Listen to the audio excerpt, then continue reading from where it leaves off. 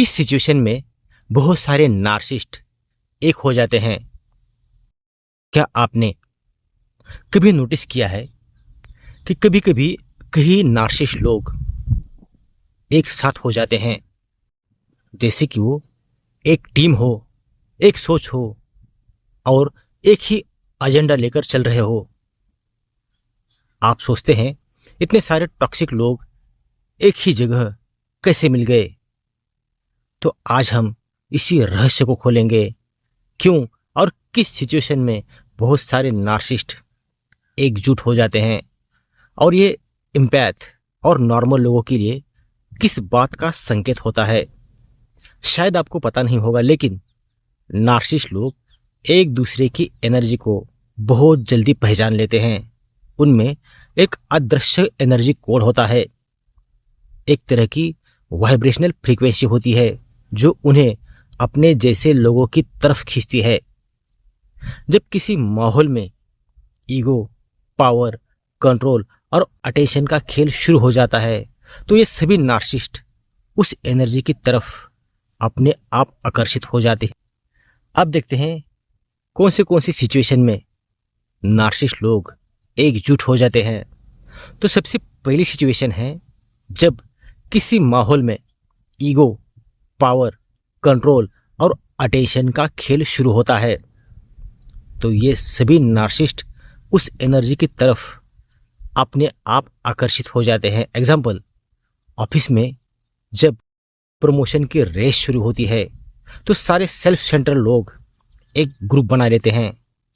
Social media पर जब कोई ड्रामा चलता है तो सारे नार्सिसिस्ट उस ड्रामा के फ्यूल से एकजुट हो जाते हैं। ये उनका एनर्जी फीडिंग सिस्टम होता है।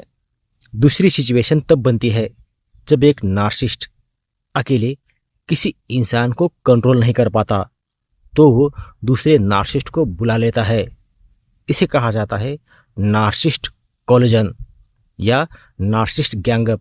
एग्जाम्पल, कि किसी रिलेशनशिप में अगर एक ऐसा पार्टनर है जिसे नार्सिसिस्ट कंट्रोल नहीं कर पा रहा है, तो नार्सिसिस्ट अपने दोस्तों या फैमिली के दूसरे नार्सिसिस्ट को अपने पास बुला लेता है, उस गेम में शामिल कर लेता है और फिर दोनों मिलकर एक स्मेयर कैंपेन चलाते हैं जहां वो टारगेट की इमेज खराब कर देते हैं।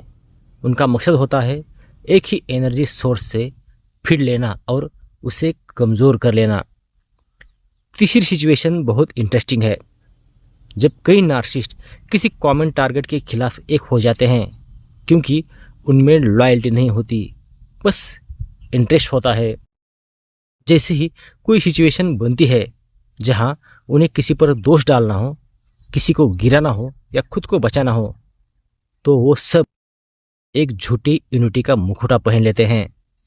एग्जाम्पल, फैमिली में जब कोई सच्चा और सेंसिटिव इंसान सच बोलता है तो सारे नार्सिसिस्ट रिश्तेदार मिलकर उस पर इल्ज़ाम लगाने लगते हैं। ऑफिस में जब कोई ईमानदार व्यक्ति मैनिपुलेशन उजागर करता है तो सारे नार्सिसिस्ट कलीग्स एक टीम बनकर उसे साइड कर लेते हैं। तीसरी सिचुएशन, जब उन्हें वैलिडेशन और ड्रामा चाहिए होता है। आपको भी पता है नार्सिसिस्ट ड्रामा पर जीते हैं। ड्रामा उनके लिए ऑक्सीजन होता है।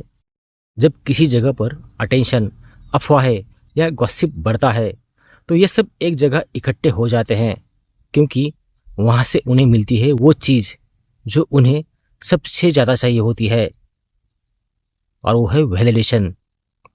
एग्जाम्पल, सोशल मीडिया ग्रुप्स में आप देखेंगे कि कुछ अकाउंट्स हमेशा दूसरों को गिराकर खुद को ऊपर दिखाते हैं। वो एक दूसरे के पोस्ट पर सपोर्ट करते हैं, लेकिन असल में वो सब फेक एनर्जी सर्कल बना रहे होते हैं। कभी कभी ये नार्सिसिस्ट यूनिटी यूनिवर्स का भी एक गेम होता है। वो सब एक साथ आते हैं ताकि उनकी असलियत सबके सामने आ जाए। जब कई नार्सिसिस्ट एक जगह पर मिलते हैं तो उनकी एनर्जी आपस में क्लैश होने लगती है, क्योंकि हर एक को कंट्रोल चाहिए होता है, अटेंशन चाहिए होता है और पावर चाहिए होती है। और जब ये सब टकराते हैं तो धीरे धीरे उनका फेक मुखौटा अपने आप गिरने लगता है। यूनिवर्स इन्हें इसलिए साथ देता है ताकि उनका झूठा नेटवर्क खुद ही टूट जाए।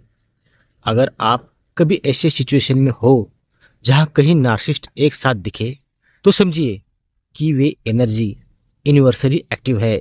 आपको बिल्कुल भी डरने की ज़रूरत नहीं है, बल्कि ऑब्जर्व करने की ज़रूरत है, क्योंकि यही वो पल है जहां आपको अपनी एनर्जी प्रोटेक्ट करनी होती है, अपनी बाउंड्रीज स्ट्रांग करनी होती है, और यह पहचानना होता है कि कौन असली है और कौन झूठा है।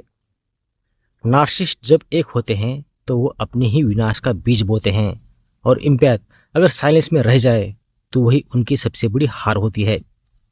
तो आज का वीडियो यहीं पर ख़त्म हो जाता है। अगर आप किसी नार्सिसिस्टिक रिलेशनशिप में फंसे हैं और वहाँ से बाहर निकलना चाहते हैं, तो बाहर निकलने में मैं आपकी 100% हेल्प करूँगा, जिसके लिए डिस्क्रिप्शन बॉक्स में मैंने अपना पर्सनल व्हाट्सअप नंबर दिया है, उस पर आप लोग मुझे कांटेक्ट कर सकते हो।